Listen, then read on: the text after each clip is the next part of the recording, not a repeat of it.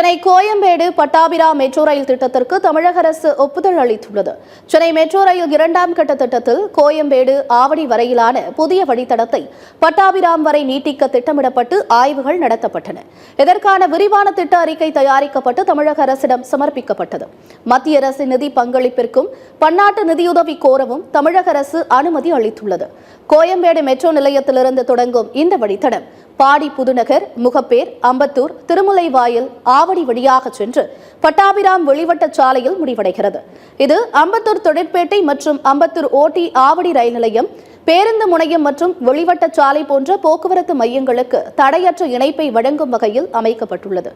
9,928 கோடி ரூபாய் மதிப்பீட்டில் 21.7 கிலோமீட்டர் தொலைவுக்கு மெட்ரோ வழித்தடம் அமைய உள்ளது. 19 உயர்மட்ட மெட்ரோ ரயில் நிலையங்கள், 464 கோடி ரூபாய் செலவில் 3 மேம்பால சாலை ஒருங்கிணைப்புகளுடன் இந்த திட்டம் அமைய இருப்பதாக கூறப்பட்டுள்ளது.